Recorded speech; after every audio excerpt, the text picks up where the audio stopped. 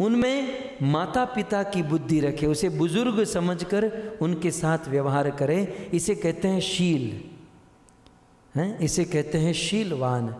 व्यक्ति को देखकर उनके साथ सुंदर व्यवहार करना, ये भगवान रामचंद्र जानते हैं। भगवान रामचंद्र का चौथा गुण नम्रता। भगवान श्री रामचंद्र का चौथा नम्रता। भगवान श्री रामचंद्र की अद्भुत नम्रता, ऐसी नम्रता कि बड़े बड़े लोगों के सामने भगवान रामचंद्र दास की तरह पेश आते, दास की तरह रहते। गुरु विश्वामित्र के साथ जब उनके यज्ञ की रक्षा करने गए और जब जनकपुर में गए तो भगवान रामचंद्र की नम्रता देखिए। वे इतने नम्र कि रात भर विश्वामित्र के चरण दबाते थे। बड़े बड़े योगी, ध्यानी, ज्ञानी, तपस्वी प्रयास करते हैं कि राम के चरण हमारे ध्यान में आ जाए, लेकिन वो भगवान रामचंद्र विश्वामित्र के चरण दबा रहे हैं। और नम्रता, राम और लक्ष्मण जब गुरु जी के लिए फूल तोड़ने बगीचे में जाते ना, तो लक्ष्मण तो सीधे अंदर घुस जाते हैं। राम ने कहा लक्ष्मण बाहर निकलो, बाहर निकलो, अंदर क्यों जाते हैं? ये जिसका बगीचा है उससे परमिशन लिया। लक्ष्मण कहते हैं प्रभु हम क्षत्रियों के बेटे हैं, हमको परमिशन लेने की क्या ज़रूरत? भगवान ने कहा नहीं, जिस किसी का ये बगीचा है हमें परमिशन लेकर ही जाना। बड़े नम्र भगवान रामचंद्र थे, बड़े हम्बल थे। सो भगवान रामचंद्र में ये चौथा गुण था, नम्रता। भगवान रामचंद्र में पांचवा गुण था दयालुत्वम। भगवान राम में दयालुता थी, वे दया करते थे। अब दया के अंदर तो सीधे मुझे सीधी दृष्टि जा रही है अहल्या के ऊपर। उस वन के मार्ग से जब भगवान जा रहे थे तो आश्रम एक दीख मग माही, खग पशु जीव जंतु तह नाही, पूछा मुनि शिला प्रभु देखी, सकल कथा कही विशेषी। जब यज्ञ की रक्षा करके जनकपुर जा रहे थे तो वन के मार्ग में भगवान रामचंद्र ने एक शिला, एक पत्थर देखा। अब भगवान राम सब कुछ जानते थे, लेकिन अब दया थी उनके हृदय में। वे उसके इग्नोर भी कर सकते थे, उसे छोड़कर आगे बढ़ सकते, लेकिन इतनी दया, राम रुक गए और गुरु विश्वामित्र से कहा कि ये आश्रम क्या है, और इस आश्रम में ये जो शिला, ये जो पत्थर है, ये क्या है? तब महर्षि विश्वामित्र कहते हैं गौतम नारी श्राप बस, उपल देह धरी धीर, चरण कमल रज चाहती, कृपा करो रघुवीर। हे रघुवीर, हे राघव, हे राम, आप इस पत्थर के ऊपर दया करो, कृपा करो। जब विश्वामित्र ने कहा भगवान रामचंद्र दया करके, जिस भगवान रामचंद्र के चरण या चरण की रज बड़े बड़े लोगों को नहीं मिलती, लेकिन स्वयं भगवान रामचंद्र दया करके चलते हुए उस अहल्या के पास जाते हैं और अपने चरण रज, अपना चरण कमल अहल्या के मस्तक पर रखते हैं।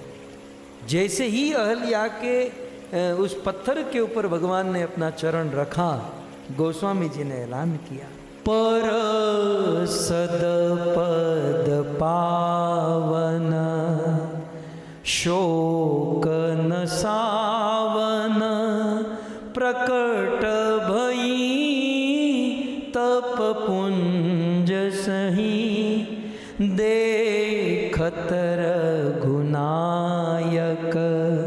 जन सुखदायक, सनमुख होई कर जोर रही। पर सदपद पावन, शोक न सावन, प्रकट भई तब पुंज सही। भगवान रामचंद्र की दया से उन्होंने अपना चरण स्पर्श किया और वह पत्थर एक सुंदर नारी के रूप में प्रकट हो गई। और वह नारी कौन थी? अहल्या। दोनों हाथ जोड़कर भगवान से प्रार्थना की और भगवान ने अहल्या को उनके पति गौतम ऋषि के पास भगवत धाम में भेज दिया। तो ये है भगवान रामचंद्र की दया। और दया क्या भगवान रामचंद्र की? वैसे हम लोग कहते हैं कि राम ने रावण को मारा, कुंभकर्ण को मारा, मारीच को मारा, वास्तव में राम ने इनको मारा नहीं, इन सबको तारा।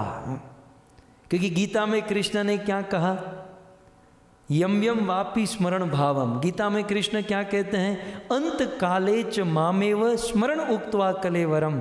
मरते समय जिसके मन में जो चलता है उसे ऐसा ही दूसरा जन्म मिलता है। अब ये जितने भी लोग राम के साथ युद्ध कर रहे थे तो उसके मन में तो राम ही दिखाई देते होंगे, आंखों से राम, बुद्धि में राम, मन में राम, और राम को देखकर राम के बाण से जो मरे वो सीधे भगवान के धाम को प्राप्त।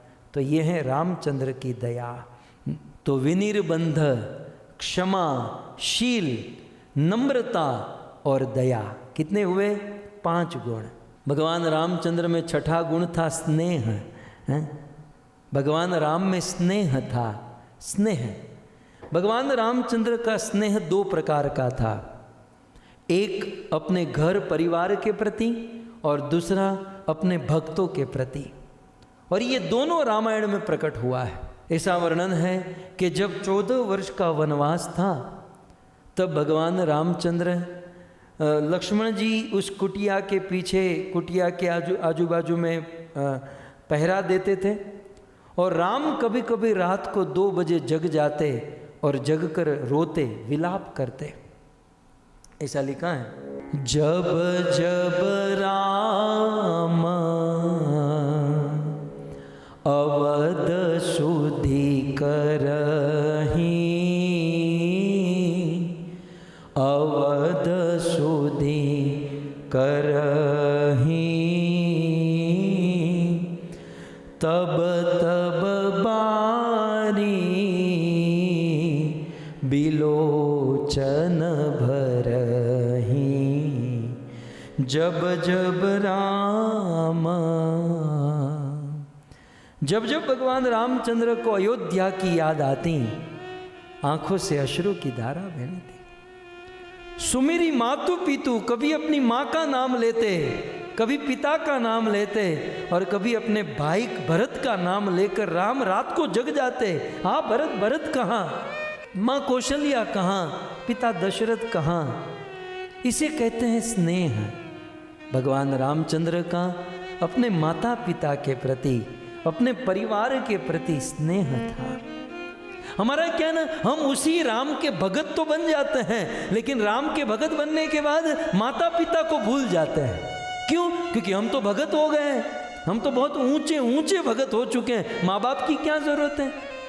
लेकिन उस भगवान रामचंद्र ने हमें सिखाया कि चाहे कितने भी बड़े भगत बन जाओ, चाहे संसार की कितनी भी बड़ी उपलब्धि प्राप्त कर लो, लेकिन माँ बाप को कभी नहीं भूलना चाहिए। वो स्नेह जो है, क्योंकि उन्होंने जन्म दिया। आज हम लोग हरि नाम जप करते हैं, कथा सुनते हैं, धर्म ध्यान करते हैं, क्यों? क्योंकि माँ बाप ने ये शरीर दिया है, हम कैसे ठुकरा सकते हैं। सो भगवान रामचंद्र ने स्नेह किया, प्रेम किया अपने माँ बाप से, परिवार से, और साथ ही साथ भगवान रामचंद्र का स्नेह था अपने भक्तों से।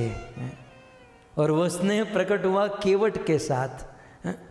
केवट ने तो न बोलवानु बोलो, तो केवट એટલે केवट હતો। केवट ने तो क्या क्या कह दिया राम को कि बोले मर जाऊंगा। अब राम निहोरा कर रहे थे, दोनों हाथ जोड़कर पांव पकड़ रहे थे कि केवट गंगा पार करा दो, गंगा पार करा दो। केवट ने कहा कि मर जाऊंगा, शहीद हो जाऊंगा, फना हो जाऊंगा। दशरथ की शपथ खाकर कहता हूं कि मर जाऊंगा, लेकिन आपको गंगा पार नहीं कराऊंगा तो नहीं कराऊंगा। अब देखिए, राम के सामने कोई ऐसा कह दे। लक्ष्मण तो बस धनुष बाण चढ़ाए उतनी देरी थी, लेकिन राम शांत कर रहे थे। लखन शांत, खून खराबा ठीक नहीं है, लेकिन राम का ये स्नेह था। बोले केवट, केवट हमें गंगा पार करनी है। अब ये वो राम है जो वामन अवतार धारण करके 2 कदम में पूरे ब्रह्मांड नाप चुके थे, लेकिन एक छोटी सी गंगा पार करने के लिए केवट से हाथ जोड़ रहे हैं। ये स्नेह था भगवान राम का, ये अपने भक्तों के प्रति स्नेह था।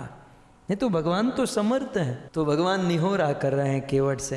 केवट कहते हैं चरण धोऊंगा। बोले ठीक है। धोवा दो रघुराय ए मन